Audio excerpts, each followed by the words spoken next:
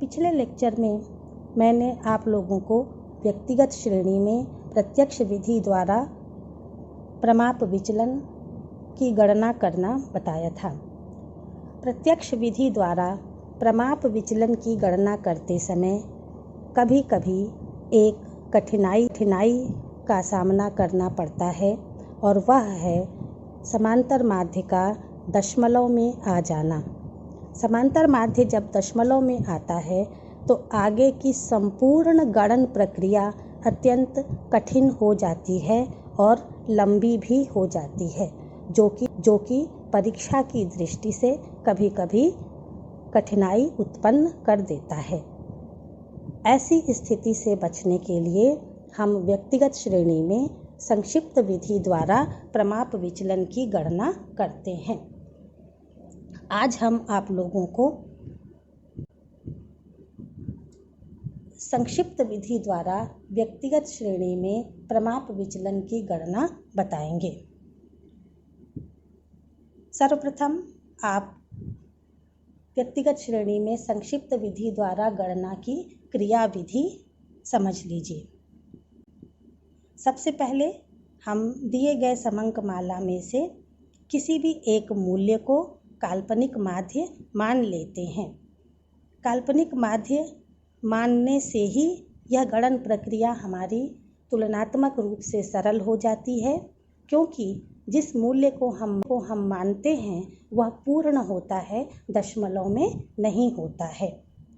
जिस मूल्य को हम काल्पनिक माध्य मानते हैं उसके नीचे या तो अंडरलाइन कर देते हैं या उसे गोले में घेर देते हैं ताकि वह अलग से स्पष्ट दिखाई पड़े। तो सर्वप्रथम हम दिए गए पद मूल्य में से किसी भी एक मूल्य को काल्पनिक माध्य मान लेते हैं।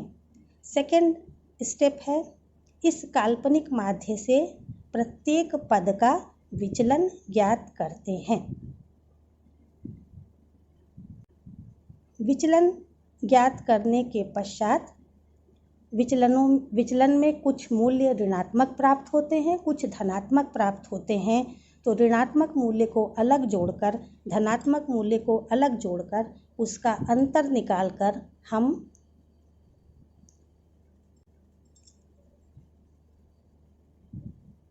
विचलन ज्ञात कर लेते हैं। थर्ड स्टेप है, इन विचलनों का वर्ग ज्ञात कर लेते हैं। विचलनों का वर्ग ज्ञात करने से सभी ऋणात्मक मूल्य अपने आप धनात्मक हो जाते हैं।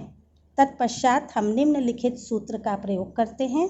यह सूत्र है small sigma equal to under root sigma dx square upon n minus sigma dx upon n का होल स्क्वायर। यहाँ पर स्मॉल सिग्मा प्रमाप विचलन का चिन्ह है।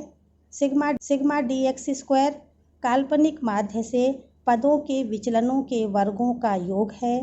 सिग्मा dx काल्पनिक माध्य से पदों के विचलनों का योग है और n बराबर पदों की संख्या है। यहाँ पर हम आज उसी सवाल को ले रहे हैं जिस सवाल से हमने आपको प्रत्यक्ष विधि द्वारा गणना करना बताया था।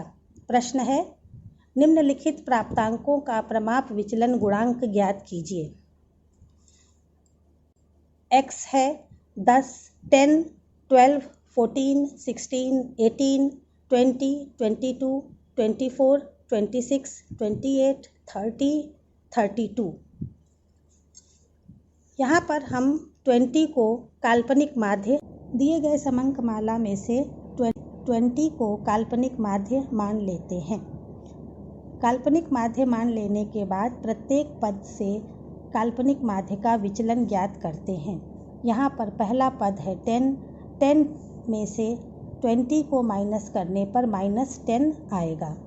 इसी प्रकार प्रत्येक पद का हम विचलन ज्ञात कर लेते हैं। जो पद काल्पनिक माध्य से छोटे हैं वे सभी माइनस में आते हैं और जो पद काल्पनिक माध्य से बड़े हैं वो सभी प्लस में आते हैं।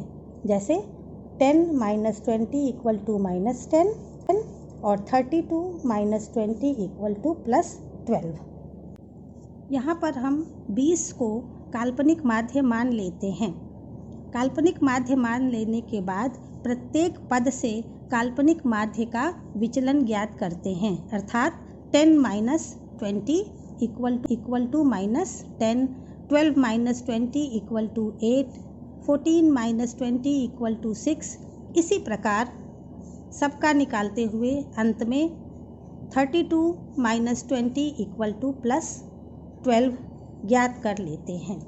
यहाँ पर कुछ मूल्य ऋणात्मक हैं और कुछ मूल्य धनात्मक है। ऋणात्मक मूल्यों को अलग जोड़ लें, धनात्मक मूल्यों को अलग जोड़ लें। इन दोनों को अलग जोड़ने के बाद इनका आपस में अंतर निकालें। अंतर आपको प्राप्त होगा सिग्मा डी एक्स बराबर 12। थर्ड कॉलम है d x square. D x square का अर्थ है d x into d x.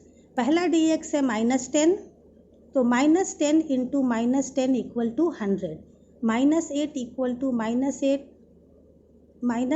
Into -8 equal to 64, -6 into -6 36, -4 into -4 16, -2 into -2 4, 0 into 0 equal to 0, 2 into 2 4, 4 into 4 16, 6 into 6 36, 8 into 8 64, 10 into 10 100, 12 into 12 144।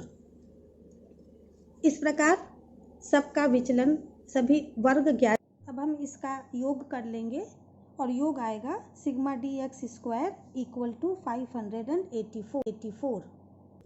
अब हम सूत्र लिख लेंगे। Small sigma equal to under root sigma D x square upon N minus sigma D X upon N का whole square equal to under root sigma D x square के स्थान पर 584, N की जगह 12 माइनस सिग्मा डी एक्स की जगह 12, n 12 का whole square under root 48.67 minus 1 का whole square under root 48.67 minus 1 under root 47.67 equal to 6.9। प्रमाप विचलन बराबर 6.9 के लगभग। प्रमाप विचलन गुणांक ज्ञात करने के लिए हम स्मॉल सिग्मा अपॉन एक्स बार का प्रयोग करते हैं। स्मॉल सिग्मा बराबर 6.9 और